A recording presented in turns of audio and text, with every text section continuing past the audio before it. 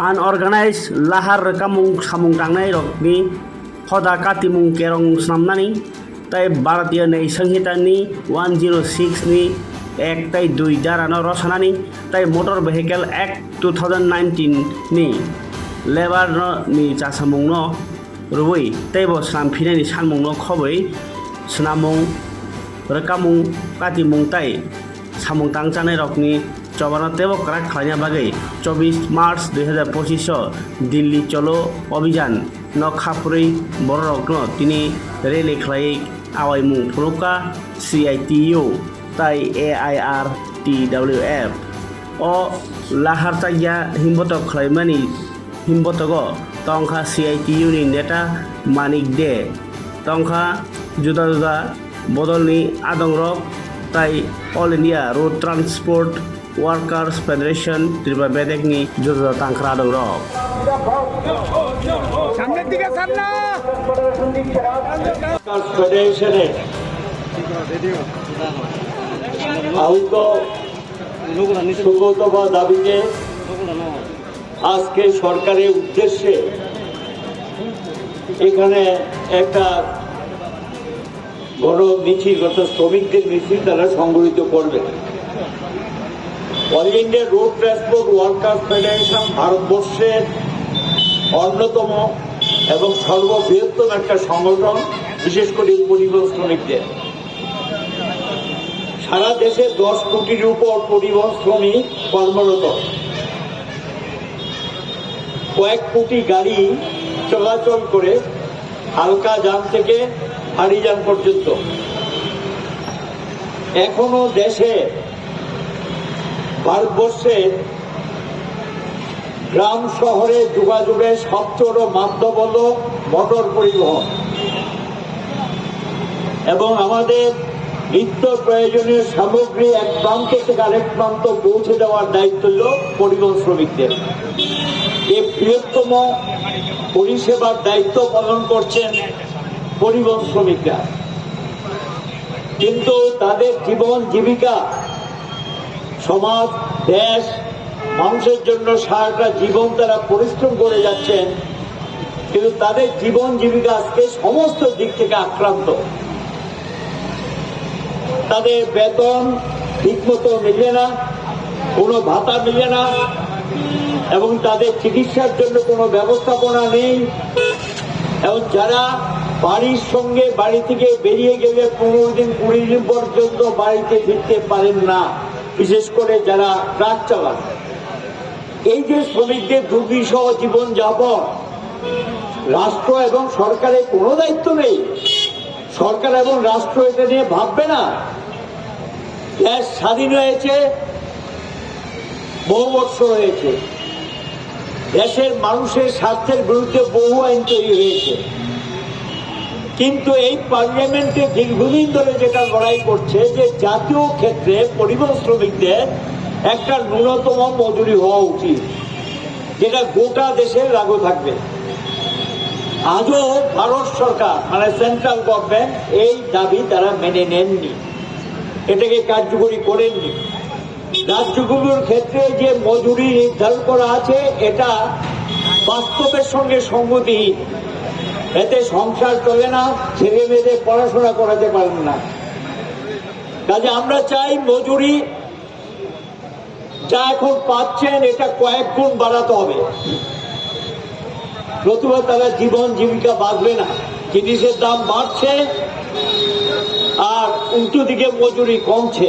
BJP সরকার কেন্দ্রে ক্ষমতা আসার পর, এই রাজ্য বিজেপি সরকার ক্ষমতা আসার পর মজুরি কমছে। যানবাহন বা পরিবহন ব্যবস্থাকে সর্বনাশ করে দেওয়ার জন্য রাজ্য এবং কেন্দ্রের সরকার যে নীতি নিয়েছে এটাকে সম্পূর্ণ বিপর্যস্ত করে তুলছেন। ট্যাক্সের কোনো দরকার, যখনই সরকারের ভাড়ারে টান পড়ে এই দেশে বড় লোকদের উপরে কোনো ট্যাক্সও বসান না, তাদের ট্যাক্সও ছাড় দিয়ে দেন। বাজেটে ঘাটতি পূরণ করার জন্য এই পরিবহনের উপর সমস্ত ট্যাক্সের বোঝা চাপিয়ে দেন। স্টেট গভর্নমেন্টের ট্যাক্স, কেন্দ্রীয় সরকারের ট্যাক্স, নানা ধরনের ট্যাক্স তাদের বহন করতে হয়। তারপরে যেন হয়রানি বলতে যে শব্দটা, এটা দেশের সর্ববৃহত্তম হয়রানি চলছে পরিবহন শ্রমিকদের রূপে। অমানবিক আচরণ তাদের প্রতি করা হয়। পরিবহন অফিসগুলোতে গেলে পয়সা ছাড়া কোনো কাজ হয় না, অর্থ দিতে হবে এবং অর্থ না দিলে কোনো কাজ হয় না। ড্রাইভিং লাইসেন্স পাওয়ার ক্ষেত্রে এমনকি গাড়ি মালিকদের কোনো ট্যাক্স জমা দিয়ে কাগজটা পাওয়ার ক্ষেত্রে থেকে শুরু করে তাদের ফিটনেস রিনিউ করার ক্ষেত্রে চলছে এই অরাজকতা চলছে। এগুলো বললেও কোনো সরকার নির্বিকার কোনো ভূমিকা তাদের নেই। তোলাবাজি চলছে।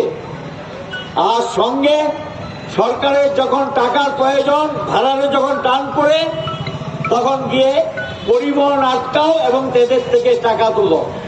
রাস্তাঘাটে সেখানে আইনের শাসনের নামে, আইন কার্যকরী করার নামে চরম তোলাবাজি চলছে।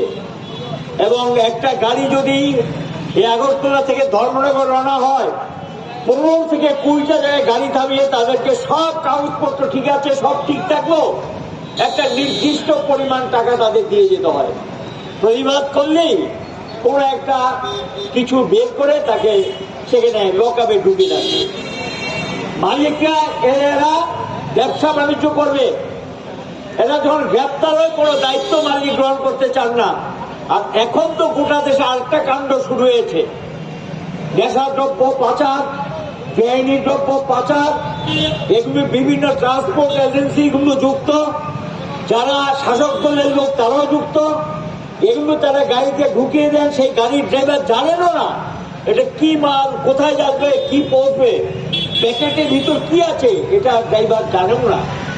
যখন ধরা পড়ে ড্রাইভার গ্রেপ্তার হয় আর মালিক বেমালও অস্বীকার করে, সে জানে না। অথচ ভাড়াটা সবটা মালিক পায়, বস্তার টাকা মালিক পায়, সমস্ত কিছু মালিকরা পায়।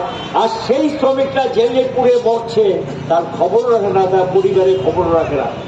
দেশের এক প্রান্ত থেকে আরেক প্রান্ত তারা নিয়ে যান এবং সেই পণ্য যাত্রীদের নিয়ে যান। যখন ধরা পড়ে গ্রেপ্তার হয়, তাদেরকে জেল থেকে বের করে আনার দায়িত্ব কার? মালিকের, সরকারের। কিন্তু সেই দায়িত্ব পালন করে না। পরিবার বিপন্ন হয়, ছেলে মেয়েদের পড়াশোনা মাঝ রাস্তায় থেমে যায়, পরিবার হন্যে ঘুরে। এইভাবে ভারতবর্ষের জেলগুলোতে কয়েক হাজার পরিবহন শ্রমিক জেল খাটছেন, একটা অবস্থা তাদের উপর চলছে। আমাদের রাজ্য নেশাদ্রব্য পাচারকারী যারা, এরা অধিকাংশ শাসক দলের লোক।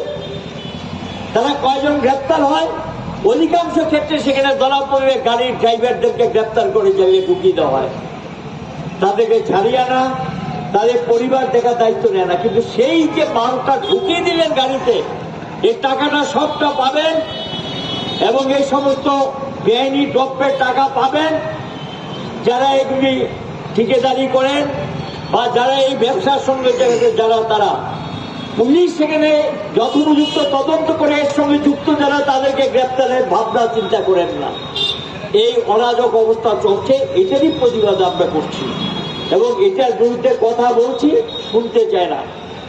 আজকে এখানে মিছিলটা হচ্ছে, আগামী অর্থাৎ এই মাসের 24 তারিখ দিল্লিতে গোটা দেশে শ্রমজীবীরা ঐক্যবদ্ধ হবেন। পরিবহনের শ্রমিকরা দিল্লিতে যাবেন, দিল্লিতে তারা সেখানে মিছিল করবেন এবং সমবেত হবেন। কেন্দ্রীয় সরকারের দৃষ্টিতে দাবিগুলো নিয়ে যাবেন। সারা দেশে মোটর ভেহিকেল অ্যাক্ট সংশোধনের নামে যে সংশোধনী বর্বরিচিত, আমরা সোজা ভাষায় বলবো, এটা বর্বরিচিত সংশোধনী। আমেরিকার আইনের সঙ্গে সাযুজ্য রেখে ভারতবর্ষে আইন করা হয়েছে। রাস্তাগুলো খারাপ, যানবাহন চলার অনুপযুক্ত, সেখানে গিয়ে তাদেরকে উপর মামলা ঢুকিয়ে দেওয়া হয়। জেলের ব্যবস্থা, জরিমানার ব্যবস্থা বিশাল আকার ধারণ করেছে। কোটি কোটি টাকা সেখানে এই জেল জরিমানা আদায় তারা আদায় করছেন। তাহলে সরকার একদিকে পেট্রোলের দাম বাড়ায়, একদিকে ডিজেলের দাম বাড়ায়, আরেকদিকে গ্যাসের দাম বাড়াচ্ছে এবং এটা করে পরিবহন শিল্পকে রুগ্ন করে দিচ্ছে। এখানে বিরাট অংশের শ্রমিক যাচ্ছে, কর্মহীন হয়ে যাচ্ছে। সাধারণ অংশের উপর ভাড়ার চাপ পড়ছে, জিনিসপত্রের দাম বাড়ছে। পেট্রোল ডিজেলের থেকে ট্যাক্স নিয়ে ক্ষান্ত হননি, রাজ্যে রাজ্যে বিভিন্ন ট্যাক্স 100 গুণ 200 গুণ পর্যন্ত বাড়িয়ে দিয়েছেন, বিভিন্ন ট্যাক্স রিডিউ ফি বাড়িয়ে দিয়েছেন, ফিগুলো বাড়িয়ে দিয়েছেন। এই যে অবস্থা, এই অবস্থা একদিকে এক পর্যন্ত কমছে, আরেকদিকে উপর তাদের উপর চাপ পড়ছে, এটাই প্রতিবাদ করছেন। এবং এই প্রতিবাদই আজকে মিছিল সংগঠিত করা হচ্ছে। আমরা সরকারকে বলবো, তারা মানুষ, তারা যদি 2-4 দিন গাড়ি না চালায় দেশ স্তব্ধ হয়ে যাবে, রাজ্য স্তব্ধ হয়ে যাবে, জীবনযাত্রা স্তব্ধ হয়ে যাবে। এরা যে মানুষ সেটা স্বীকৃতি চায়, এরা অধিকার চায়, এরা মর্যাদা চায়, এরা সম্মান চায়। বামফ্রন্ট সরকারের সময়ে মর্যাদা, সম্মান, অধিকার, ইজ্জত তাদের সুরক্ষিত ছিল। আজকে সরকার পরিবর্তন হওয়ার পর তাদের মানুষ হিসেবে স্বীকার করে না এবং তাদের প্রতি অমর্যাদা, অসম্মান, রাস্তাঘাটে যা খুশি তা ব্যবহার এগুলো চলছে। এটার বিরুদ্ধে শ্রমিক শ্রেণীকে ঐক্যবদ্ধ হতে হলে দেশব্যাপী আন্দোলন শুরু হয়েছে। আগামী দিনে গোটা দেশ এই শ্রমজীবীরা অচল করে দেবেন ভারত সরকার যদি তার নীতি না পাল্টায়। মোটর ভেহিকেল অ্যাক্টকে আমরা বলবো, যেটা তোমরা সংশোধন করে কার্যকরী করতে চাচ্ছ এটাকে স্থগিত রাখো। শ্রম কোডের নামে শুনতে পাচ্ছি সেন্ট্রাল গভর্নমেন্ট তৈরি হয়ে গেছে, 1 এপ্রিল থেকে ভারতবাসীকে দুর্দিন আসছে, শ্রম কোড নাকি লাগু করে দেবেন, গোটা দেশে রুলস জারি করবেন। সারা দেশ তৈরি হচ্ছে শ্রমজীবীরা এবং তৈরি হচ্ছে শ্রমজীবীরাও তারা অচল করে দেবেন এবং সেই অচলের দিন তারিখ নির্ধারণ করার জন্য আগামীকাল দিল্লিতে 10টি ট্রেড ইউনিয়ন তারা যৌথ কনভেনশন ডেকেছে। আমাদের রাজ্য থেকে আমরা পাঠিয়েছি, সেই কনভেনশনে আগামী দিনে আন্দোলনের কর্মসূচি ঘোষিত হবে। সেই আন্দোলনে all India road transport workers ফেডারেশনও সমবেত থাকবে। যৌথ আন্দোলনের মধ্য দিয়ে, যৌথ সংগ্রামের মধ্য দিয়ে ট্রেড ইউনিয়নগুলো একটা মঞ্চে এসছে, কৃষক সংগঠন একটা মঞ্চে এসছে। দুর্বার সংগ্রামী পারবে এই সরকারের দিশা গড়াতে এবং এই সরকার যে নীতি নিয়ে চলছে থেকে পরিবর্তন